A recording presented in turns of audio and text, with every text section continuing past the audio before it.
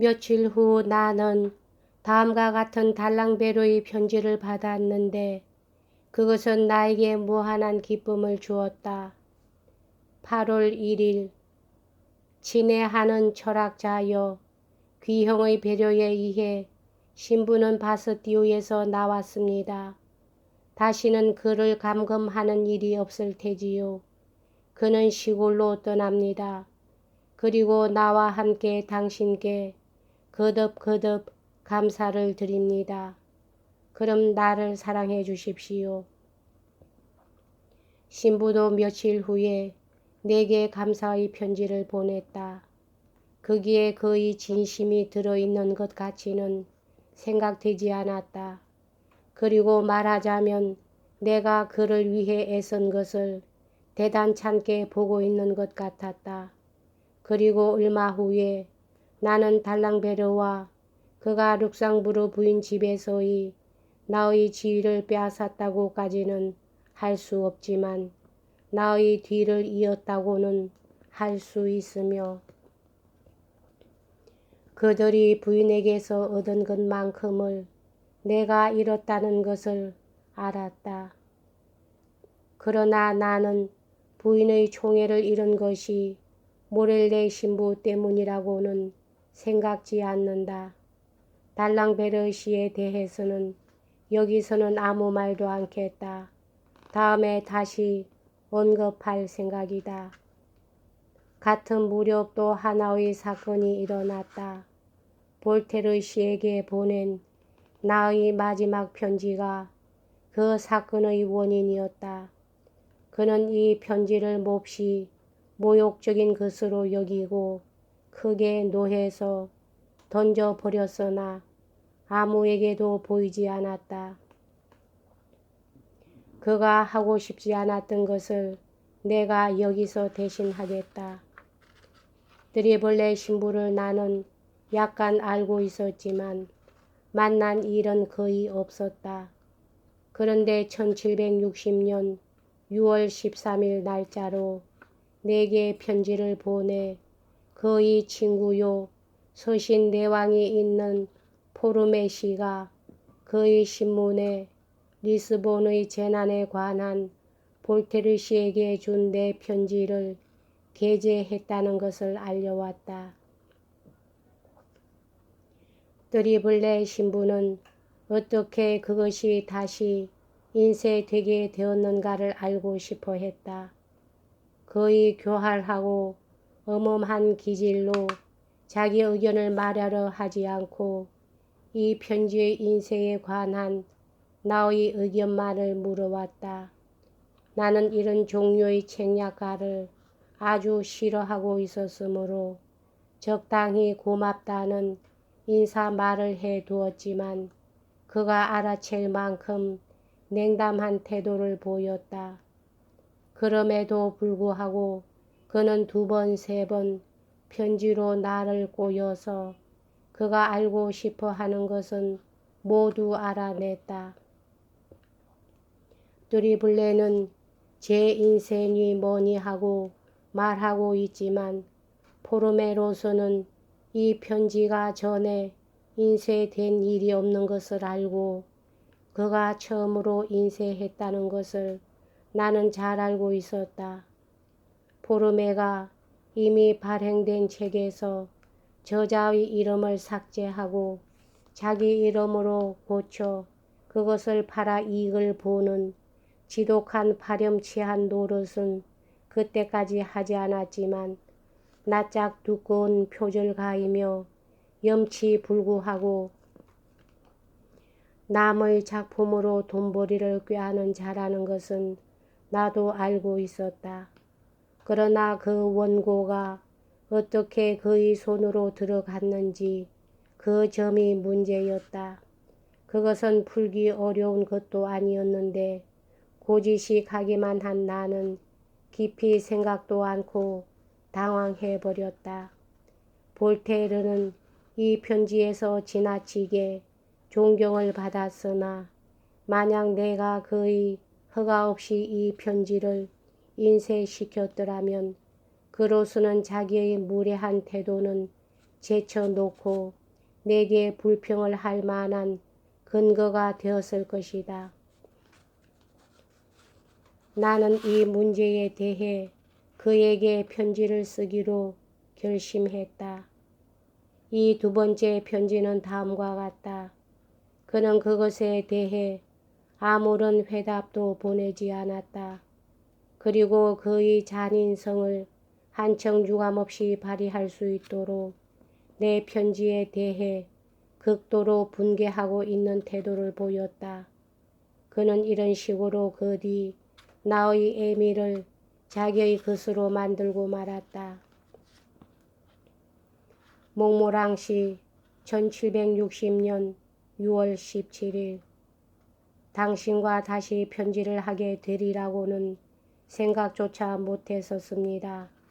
그러나 1756년에 당신에게 보낸 내 편지가 베를린에서 인쇄되었다는 말을 듣고 이 점에 관한 제 행동을 당신에게 보고할 의무가 있다고 생각되어 진실과 솔직함으로써 그 의무를 다하려는 바입니다.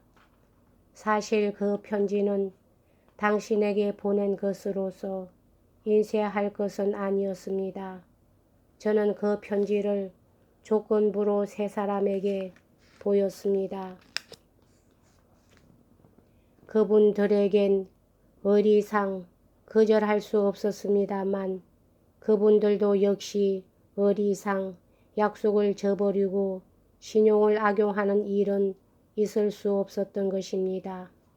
그 세 사람이란 뒷뱅 부인의 며느님인 슈농소 부인, 우두또 백작 부인, 그리고 그림이라는 독일 사람입니다.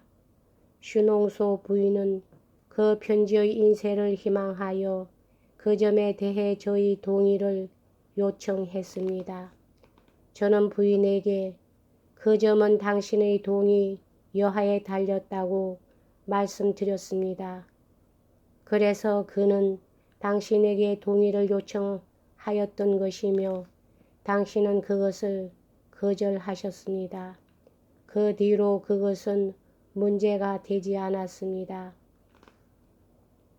한편 드리블레 신부는 저는 신부와 아무 관계도 없지만 요즘 저에게 정성 어린 편지를 보내 포르메 씨가 발행하는 신문을 받아 그 지상에서 그 편지를 읽었다고 합니다.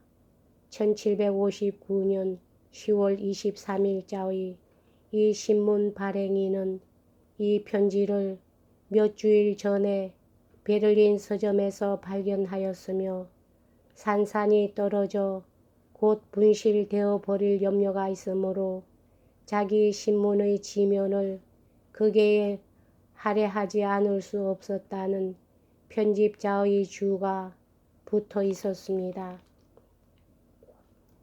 제가 알고 있는 것은 이것뿐입니다. 파리에서는 지금까지 이 편지가 사람들의 입에 오른 일이 없었다는 것은 아주 확실합니다. 또 이 편지가 원고이건 인쇄물이건 포르메 씨의 수중에 들어간 것은 당신에게서 나온 것이거나 그런 일은 믿어지지 않는 것이지만 아니면 내가 전에 준 세 분 중의 한 사람에게서 나온 것이 확실합니다. 끝으로 또 앞에 말한 두 부인들은 이런 배신을 할 수 없다는 것도 매우 확실합니다.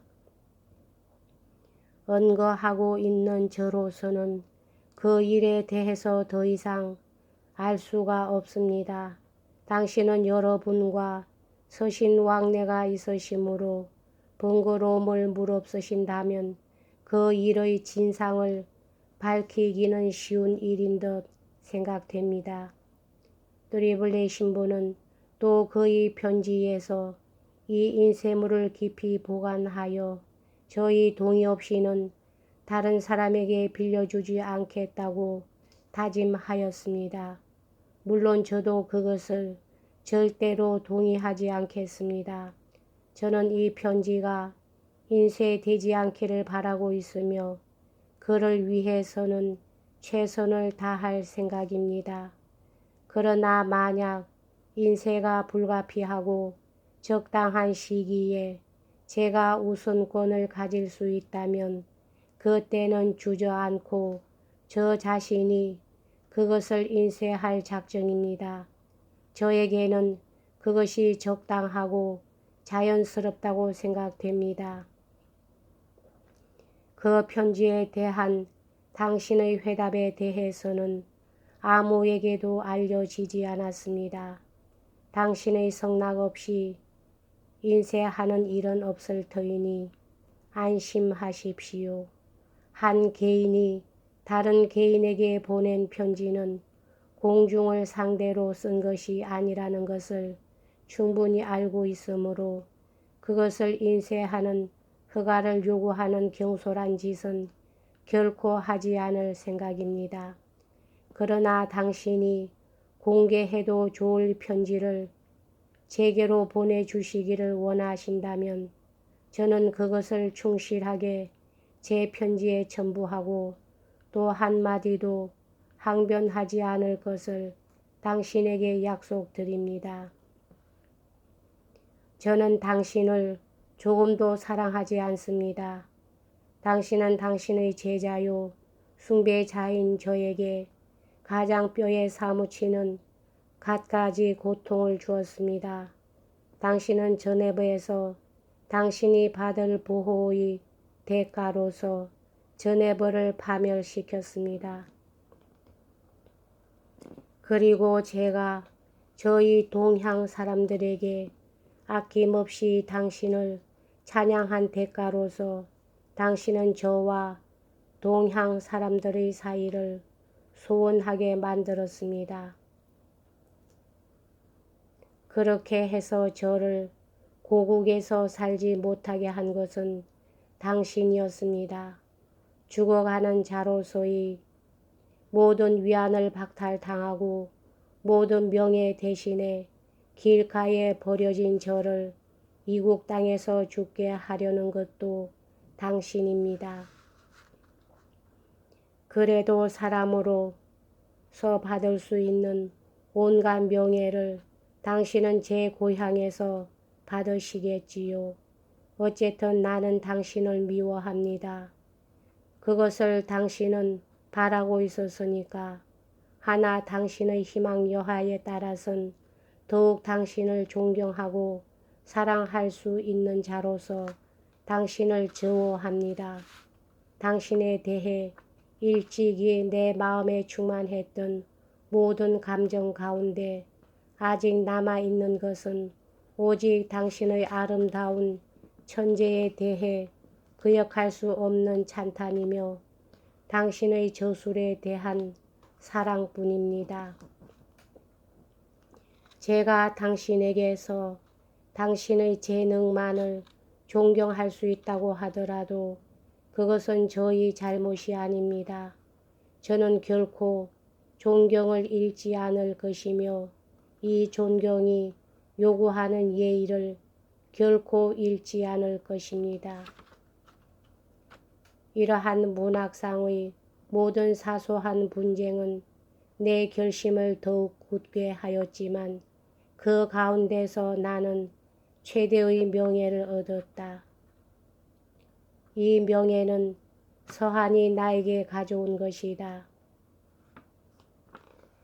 여기까지 하겠습니다.